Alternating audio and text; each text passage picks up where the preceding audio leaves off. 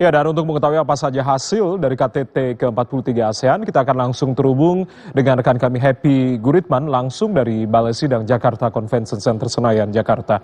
Happy, selamat malam. Apa saja yang sudah dicapai dalam keketuaan ASEAN ke-43 tahun ini? Ya, selamat malam Jaya. Sebenarnya hasil dari KTT ke-43 ASEAN ini adalah menerjemahkan hasil-hasil dari KTT ke-42 ASEAN yang digelar di Labuan Bajo pada Mei lalu dengan para mitra ASEAN. Jadi hasil dari KTT sebelumnya ini diterjemahkan menjadi lebih konkret dengan para mitra ASEAN. Kalau kita lihat di KTT ke-42 lalu yang dihasilkan ini kan kebanyakan merespons kebutuhan rakyat. Misalnya ada kesepakatan atau kebijakan soal proteksi migran, proteksi ABK di situ. Kemudian juga ada soal jejaring desa, One Health Initiative, dan membangun ekosistem kendaraan listrik. Inilah kemudian yang diterjemahkan di KTT ke-43 ASEAN kali ini melalui 90 dokumen yang dihasilkan, ditambah sejumlah kesepakatan-kesepakatan lainnya dengan para mitra ASEAN. Misalnya pada KTT ASEAN Plus 3 yang dihasilkan adalah kerjasama untuk mendorong perwujudan dari ekosistem kendaraan listrik.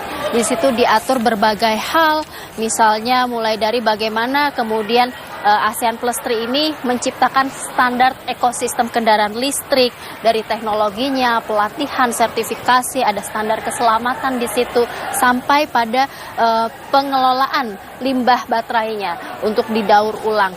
Kemudian di KTT ASEAN Kanada misalnya juga ada kerjasama konkret yang dihasilkan di sektor ketahanan pangan dan pemenuhan nutrisi. Kerjasama percepatan pelaksanaan untuk transaksi mata uang lokal atau LCT ini juga menjadi salah satu hasil di KTT ke-43 ASEAN ini, Jaya.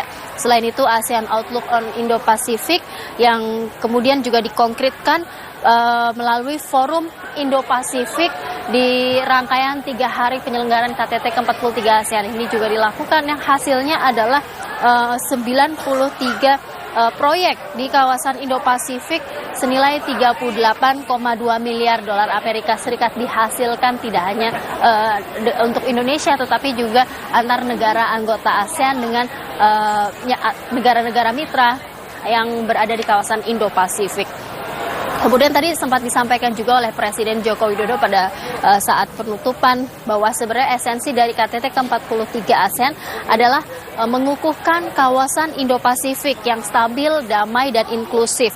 Dan kemudian perdamaian dan stabilitas ini selalu menjadi repetisi. Dan ini repetisi sebagai pesan Indonesia untuk ASEAN dan dunia. Presiden di hari ini memang sebenarnya pesan perdamaian dan stabilitas ini kerap disampaikan di hampir semua pertemuan yang dipimpin oleh Presiden Joko Widodo. Tetapi hari ini nampaknya berbeda karena ada penekanan yang lebih kuat soal ini, bahwa setiap pemimpin yang hadir punya tanggung jawab yang besar untuk kemudian tidak menciptakan konflik baru ataupun ketegangan atau bahkan perang baru.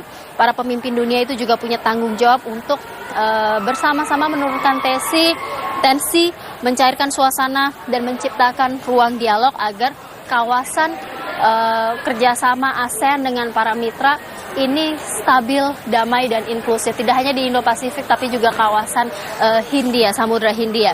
Kemudian Presiden tadi pada saat konferensi pers juga sempat mengatakan bahwa ia meyakini dunia itu akan hancur jika para pemimpin negaranya tidak mampu atau tidak mau mengelola perbedaan atau rivalitas. Itulah yang kemudian pesan kuat yang disampaikan oleh Indonesia kepada para pemimpin dunia yang hadir dalam 3 hari rangkaian KTT ke-43 ASEAN ini.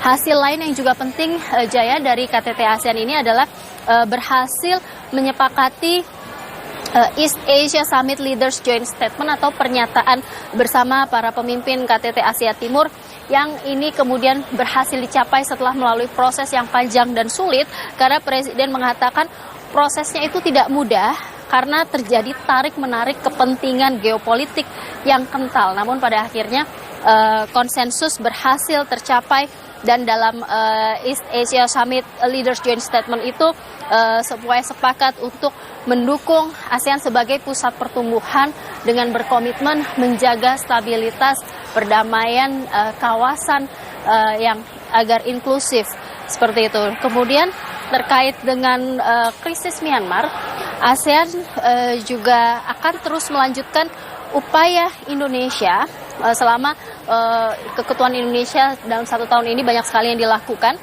Upaya ini akan terus dilanjutkan melalui keketuaan berikutnya dan telah menyampaikan langkah ASEAN untuk membantu Myanmar, salah satunya pembentukan mekanisme Troika. Jadi ketika semua leaders ini sepakat, leaders ASEAN sepakat bahwa konsensus 5 poin ini masih tetap menjadi pedoman utama dalam membantu penyelesaian permasalahan di Myanmar. Namun faktanya masih tidak cukup karena progresnya tidak signifikan meskipun Indonesia sudah melakukan upaya yang sangat banyak sekali dan luar biasa, yaitu ada 145 pertemuan dengan 70 pemangku kepentingan yang kemudian sudah muncul kepercayaan satu sama lain, kecuali itu tidak terjadi pada pihak junta militer Myanmar, sehingga kemudian harus ada upaya baru yang juga dilakukan, yakni melalui pembentukan mekanisme Troika. Namun ini masih belum dijelaskan secara detail akan seperti apa. Pastinya masih akan ada perkembangan lanjutan di pembahasan pertemuan para pemimpin negara anggota ASEAN selanjutnya. Dan tadi juga sempat ditekankan oleh Presiden Joko Widodo bahwa meski ASEAN masih menghadapi krisis Myanmar, namun kebijakan epicentrum of growth atau pusat pertumbuhan itu adalah kebijakan yang tepat karena bagaimanapun ASEAN tidak akan tersandra oleh isu Myanmar tersebut.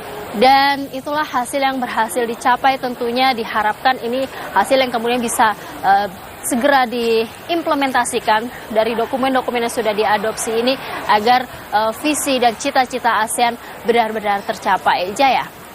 Tentunya setuju dengan Happy, harus segera diimplementasikan agar tidak hanya menjadi wacana semata. Terima kasih Happy Guritman melaporkan langsung dari Balai Sidang Jakarta Convention Center. Selamat malam Happy.